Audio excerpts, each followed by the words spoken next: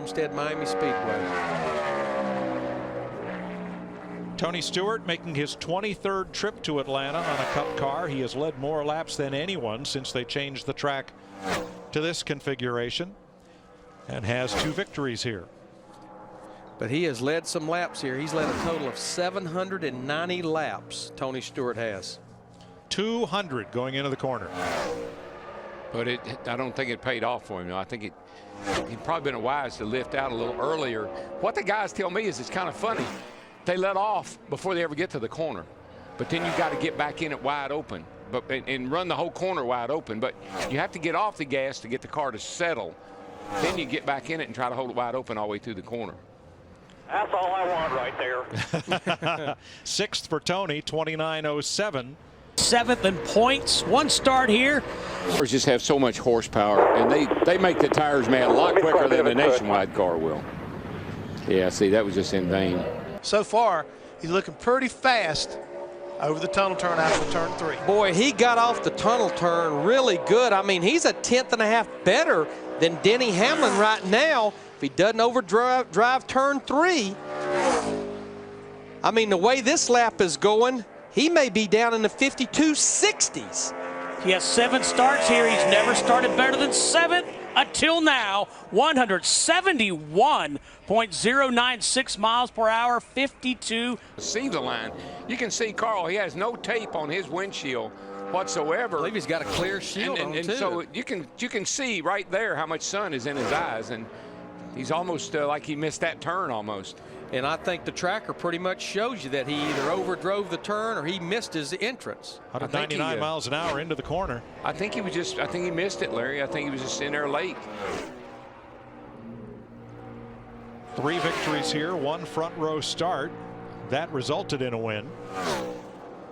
Came back a little time there off that 4. It looked pretty good. He ran a 29.51 in practice. He picks up a half a second to a 29.01, but he lost a lot of time, I think, down in 1 and 2. Yeah, he made up for it in terms of coming off turn 4. He looks like he thinks he might be able to improve.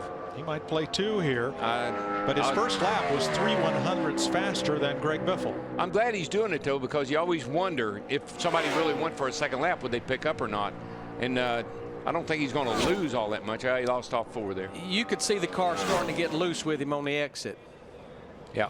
So Carl Edwards, the first driver to run a second lap, stands 3rd.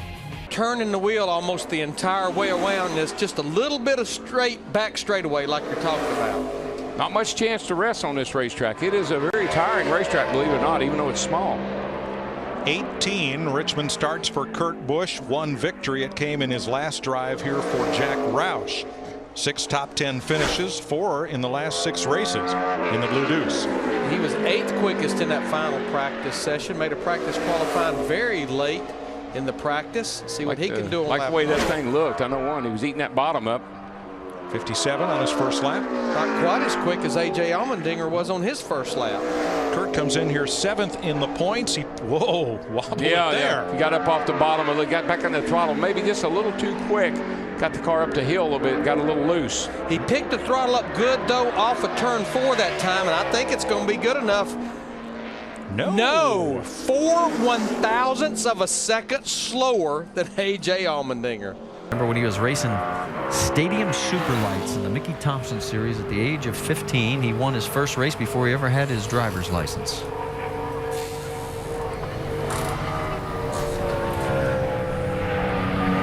Casey was the fastest of this group during the practice earlier today.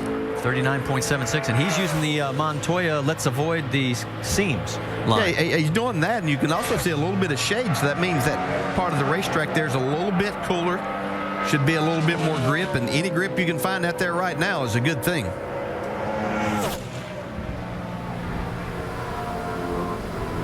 Brings it right down on the line. Using up all the racetrack there off of 2, but a good solid lap. Right at you as he makes the turn. There you get an idea. Yeah, you got a good lap going here. This is very good. Should get him locked into the show rather easily. As he comes down to the stripe, clock will stop at 39. 39.27 seconds. Puts him 12th quickest overall. Both his teammates. Juan Pablo Montoya, ex-Formula One and IndyCar star. Now watch this line. This will be unique. He was 5th quickest in practice at a 29.38, so he would have to pick up that good half a second if he wants to get up there in Dale Earnhardt Jr. land. Here's what Daryl's talking about into turn 1. Way up. High. And now watch. You say, oh no, that's terrible. But watch him come off of turn 2 now. Keeps her wound up, yeah. It comes back. Keeps coming back because you get that good speed down the straightaway. Wow. Normally he'll he'll hook the bottom here. If he gets off this corner good, he can carry that speed. I don't know that it's going to get there, though, but what a lap for him. 3rd quickest. Good job. 28.85, just 2/100ths off Kyle Busch. He loves this racetrack, and he runs. David Reagan, 11th overall. His teammate Greg Biffle next out. I think that was a subtle jab at me. I'm not sure. You think? So. Pretty sure. You think? Biffle won back-to-back races here, 2004, 2005. Boy, he lost. Oh, yeah. Yeah. You could hear him. He was back on the throttle, and the car must have just either gotten real loose or pushed up the hill because he had to get out of the gas to get the car to turn down. Yeah, he couldn't even pedal the throttle at all.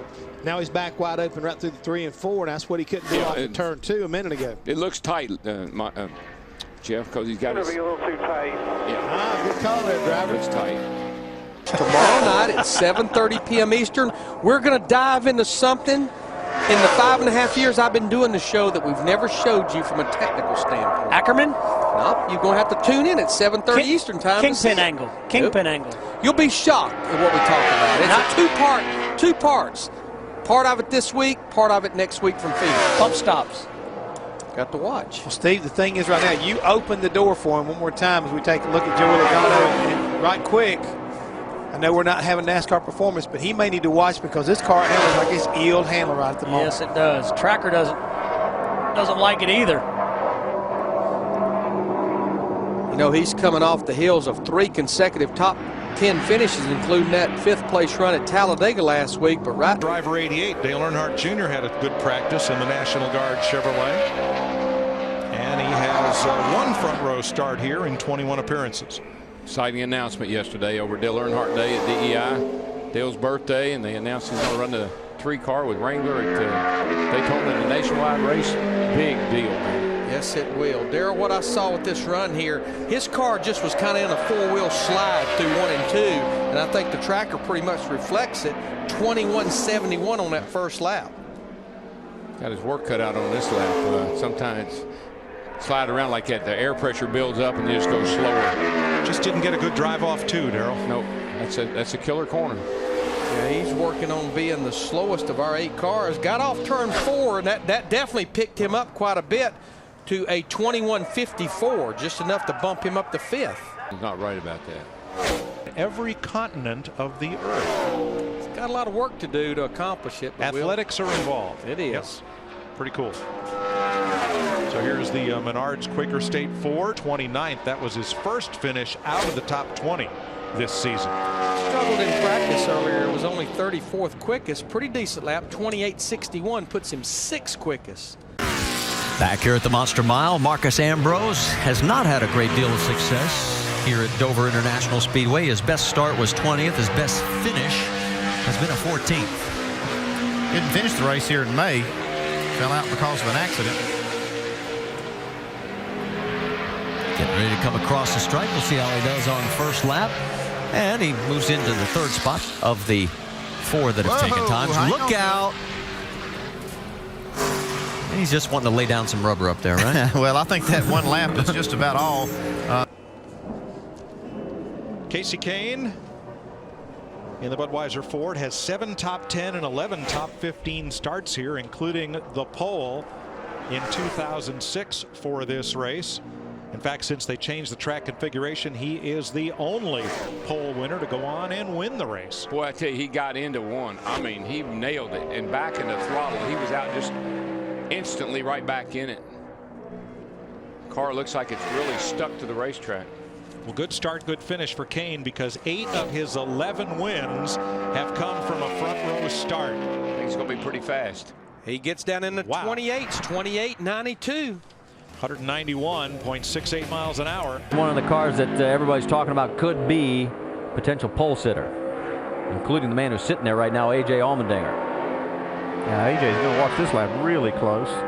Good first lap, 26.71. It's going to take 0.3 of a second, though, if he's going to grab the pole here. It's a little slower than A.J. Allmendinger's first lap. Oh, but look at there. Good. He is so close. This is not good for A.J. Now he's into the negatives, heading towards 3. All right, see if he can keep it under control. Back to the throttle here. Oh, yeah. Wow, he's actually picking up. Man, the track record's going to get shattered again. Here he goes. He's across. In the 30s. 26.39. Nice job, man. That's a 26.39. Buddy Baker used to show him about racetracks, about getting around them for qualifying, and you could never guess in 100 years what he did with him, but you'll have to tune in to trackside to hear the answer. Yeah, and I wonder why it's Martin about his singing. So we're going on the commercials. On his commercials. We got a lot of questions asked those boys. Inquiring minds want to know, or at least people on Twitter want to know. Marcus Ambrose in the Lance Snacks Toyota has never had a top 10 start here, and for a while it looked like, well, it looks like now he could get up on the front row for a bit here. Oops. He ran a 29.47 in practice with this Toyota. You could see it pretty loose late exit of turn 4. You just fight here, bottoming out and loose in and loose off. 4th with a 29.03. Big adjustment to our DuPont Chevrolet. Really excited about carrying the red, white, and blue colors this weekend for Memorial Day weekend. And I don't know, we'll see. It's your birthday, right? It's also my dad's birthday. So it is, same day. Happy birthday to both of you guys. Okay, thank you. Thanks, Dick. Boy, Joey Logano had an interesting trip through turns 1 and 2 and carries it deep in 3. Let's see if he can hold on. Good lap. Good. It's working it, man. Yeah. Wow. He's going to try to be the fastest Joe Gibbs Toyota. I don't know if he's going to do it. Almost. Right between them. 4th quickest for Joey. So we got Hamlin 3rd, Logano 4th. And there is a race that follows this. NASCAR's Whelen Southern Modified Tour will race here on the quarter mile after qualifying. Congratulations to James Savali, who got the pole for Hillbilly Racing. Josh Nichols, Frank Fleming, Adam Gay, and Burt Myers will be the front 5 when they take the green here just before about 8 o'clock tonight. I was worried about that sun when we started. I wasn't real sure how that was going to, what the drivers were seeing. I just know from up here it looked pretty bad. Well, Darryl, you remember racing here late in the afternoon, windshield sand blasted. I mean, a lot of times you couldn't pass the car in front of you because you needed to follow him into turn 1. That's right, and you just hope that you just hope he was where he was the last time you saw him. I'm going to be like Butch Cassidy and the Sundance Kid. Who are those guys? Who are those guys? Well, he thought he might have a pretty good qualifying lap. We're getting ready to find out whether Carl Edwards was telling us the truth or not, boys. See what it looks like going off there in turn 1 at 205 miles an hour, right around the bottom of the racetrack. Got back that throttle right quick. Like what I saw there. He had to pedal a little bit, right up off the late exit. By the way, while Michael Waltrip was giving Larry Mack his Emmy for pit reporting, Scott Speed, 25th overall. You mean while they were pontificating? Pontificating. I rest my case. It's too nice. Who are those guys?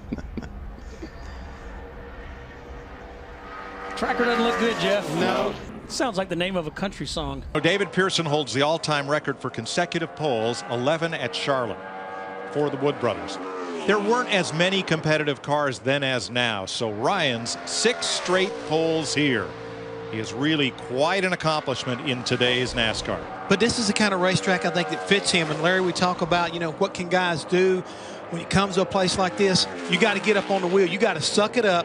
You got to kind of like nerve it up and make it happen. Remember this guy, he's broke track records at Bristol. He's been fast here. It seems like he likes this kind of stuff. Now what I saw was Newman taking it a little easier than David Reagan into 1. Yep. But beat him back to the gas, got off 2, and that tracker number, well, now it's coming back down the other way. Well, he may have gotten off a little bit easy again, trying to get off of 4, and it looks like that's exactly what he's doing. No, it's going to be a great lap for Ryan Newman. 29.63, 6 1/100ths quicker. He started 8th here last August in his rookie season. Still looking for his first top 30 finish at Bristol. I think he'll nail it today. That car looked awfully smooth in practice.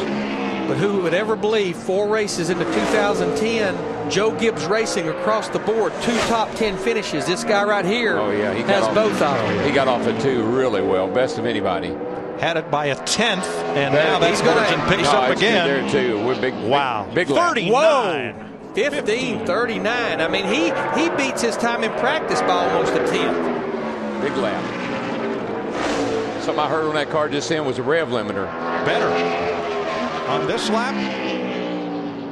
No, 46. 10 finishes, 1 win, and 1 pole here. And here is Mark Martin. Yep. This could be the guy right here. Well, he was the fastest in practice. Yep. He usually is good for a little pickup, so he doesn't have to pick up much. Oh, me. He just lost a bunch right there. This will be his 49th Atlanta start, and he carried the most sustained shot of 200-mile-an-hour speed down into the corner of anybody yet. But the car kind of rocked back and forth from front to rear real quickly right there, and he lost some grip. Yeah, I mean, just comparing it to Kyle Busch's car. You saw Kyle Busch's car like it was just down in the racetrack. Yeah. This car's been popping up and down. Yeah, it's porpoising a little bit. Third, not shabby, 28.90 here in Texas. The site of his first Sprint Cup win and also his first nationwide win. Third, 28.40. We'll see what he can do. Well, he was pretty consistent, and he loves that high line. He runs higher than anybody else we've seen today. Yeah, he really does, especially coming to get the green. Let's see if he's going to continue that around. We've seen this a number of times that he opts for that higher line. We've seen most of the guys try to get their cars right down on the bottom, but Montoya seems to think that he can carry more speed and get a better drive on the exit of the corner. That's what he's going to do right here. Man, he's way up the track. He was carrying more speed. I mean, he was in the green right from the start-finish line. So that works on the get up to speed lap for sure. Okay, right here's where he's got to make up time down this straightaway by using that high line. And he is. He's coming back. He's into the negative, which puts him ahead of Biffle's pace, now falling off in 3 and 4. Now he's right on that white line in 3 and 4. Now it's coming back. Yeah. This is going to be close. Well, he may have it. Not going to be too close by the time he gets to the line. He comes across, and Greg Biffle was right. It's not going to hold. Juan Pablo Montoya. It helped him not be able to see. He drove past us a little bit and see where it got him on the pole so far. and now you see our trackers comparing to Kurt Busch. That's going to be a tough project for some of these cars to try to outrun him. It's not going to be a lot of green. Well, Joey Logano started 6th here back in April, finished 10th. That's his best start and finish in 3 prior Phoenix races. Here he comes across the stripe, 8th quickest right now at 26.77. There again, that's a good first lap. See what he can do on this lap 2. About a 10th behind Kurt's pace right now. You see he's tracking 3rd though. Lost a little bit of time right there in the center. Turn 3. Comes across the line, and yes, he'll jump to the number 3 spot. 26.62, 135 and change. That's 3 cars. Here is Keselowski and the Penske Dodge. Average finish in 3 Nationwide and 3 Truck Series races here is 18th. Finished 4th in the Nationwide race here last September. He is one of 5 drivers trying to make their first Atlanta Cup start tonight. Really struggled in practice today. They were all over the place, ended up 41st quickest, and you can just see he's got his hands full with this race car. That all started getting in the corner. The nose went down, the front came up, and this car is a handful. 2 hands full. Well, he and Kevin Conway will be in the race. They're in the top 35. Boris said Michael McDowell and Terry Cook hoping to join them when we get to knockout qualifying. It's just not down in the racetrack. It's pushing, it's loose. Well, it's 19th, 29-24. I don't know who's going to stop by, so why don't you? Kevin Harvick, the Talladega winner with one of the most perfectly timed moves in the history of motorsport. It's kind of ironic that there were 29 lead changes.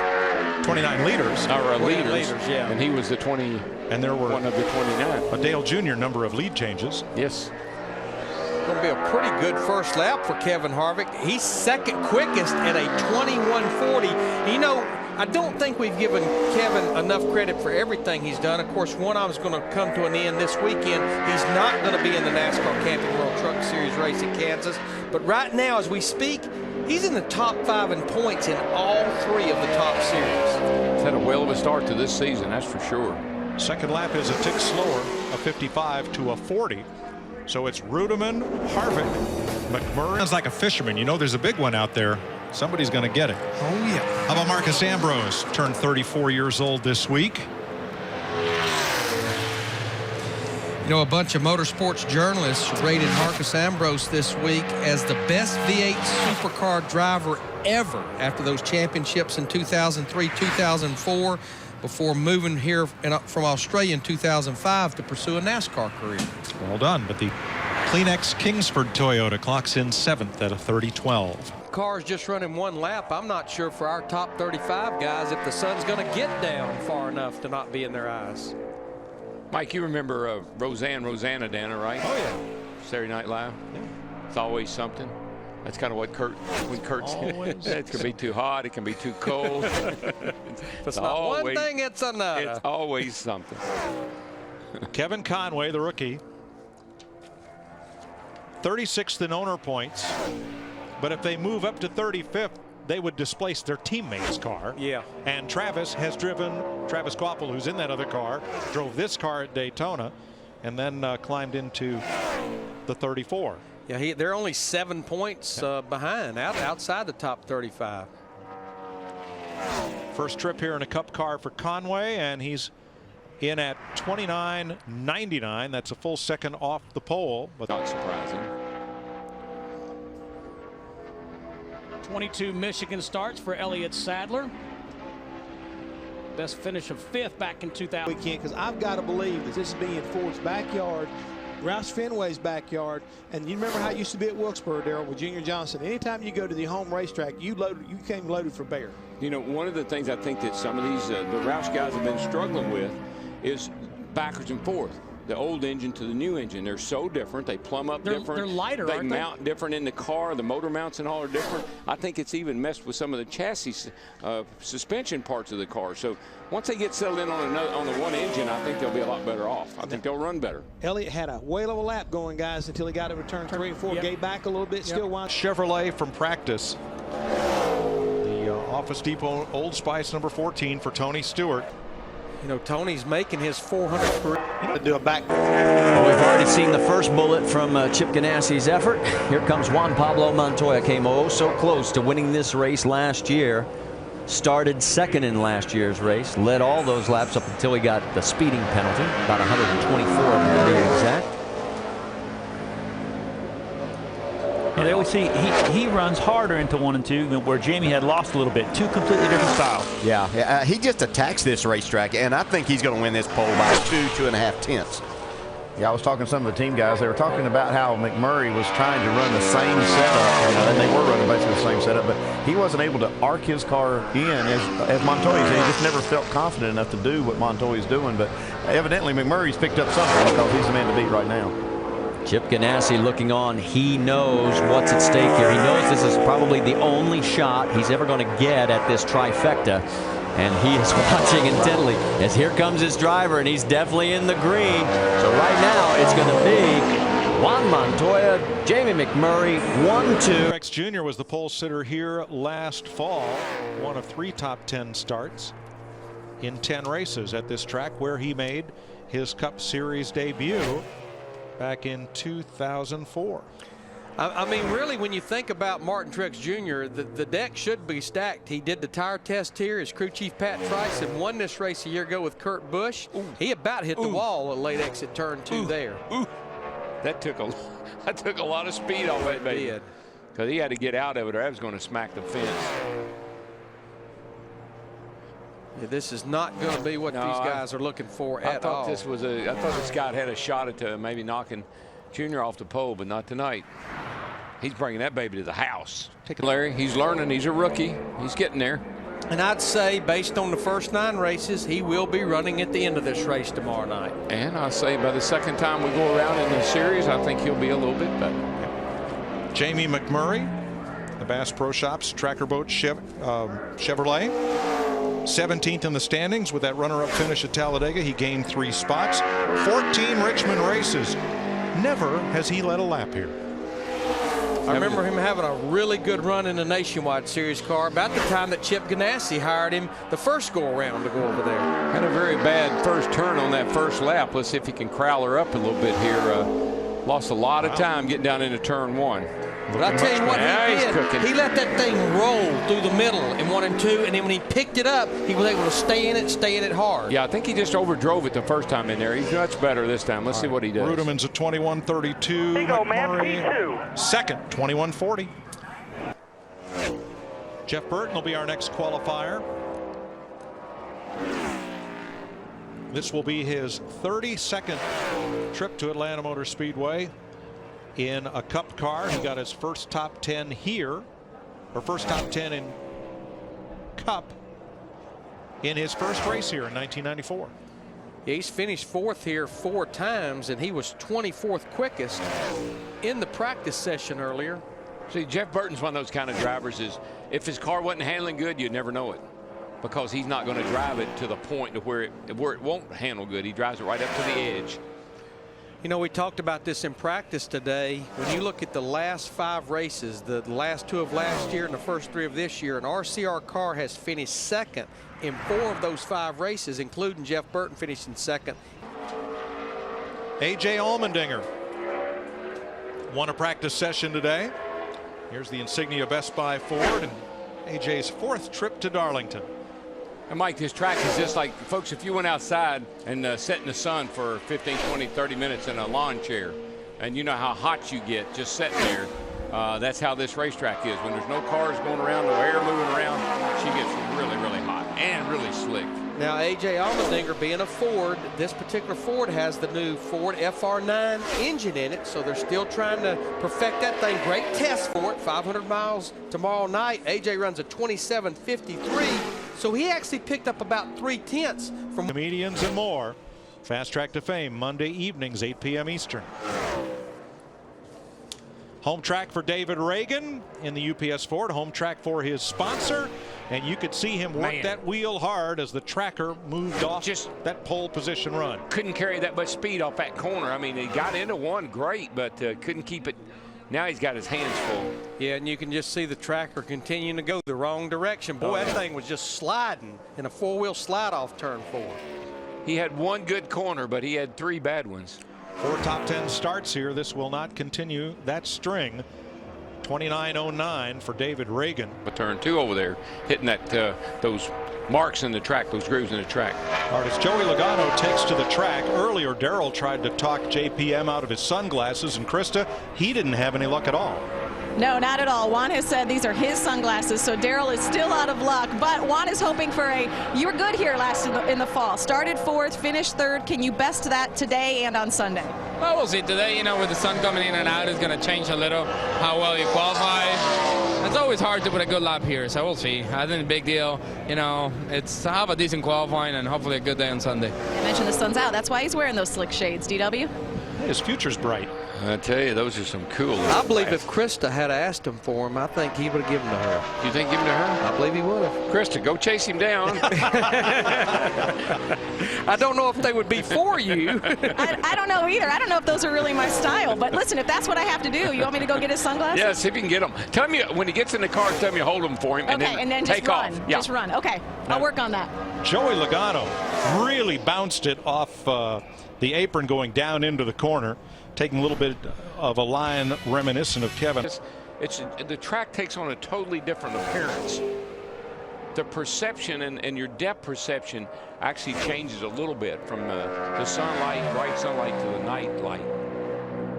Clint Boyer 2nd in the standings. He's had 2 top 10 starts and all 3 races have resulted in top 10 finishes, 4th at Daytona and 8th in the following 2 weeks. Yeah, somebody asked Hammond, you know, what's the difference of racing in the daylight and the dark? He said, no really difference, it's just dark.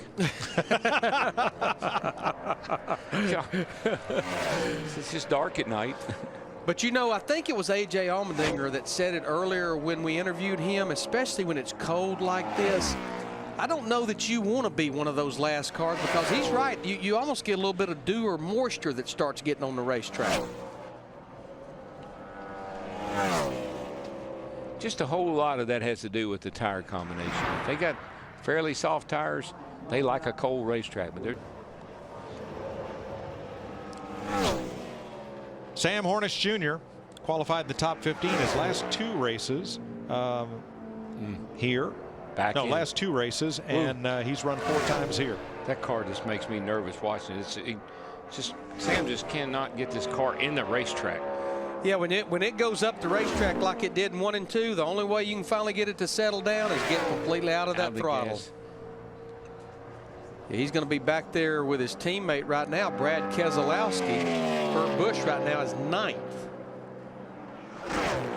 21st, 29.59, and going for 2. That thing is just, it's pushing loose. Wow. The nose takes off, you turn into the slide of the nose, and that makes the back end come around. That's the worst feeling in the world for a driver. Sam was one of the 4 teams that did the tire test down here in January, along with Carl Edwards, Martin Truex Jr., and Mark Martin.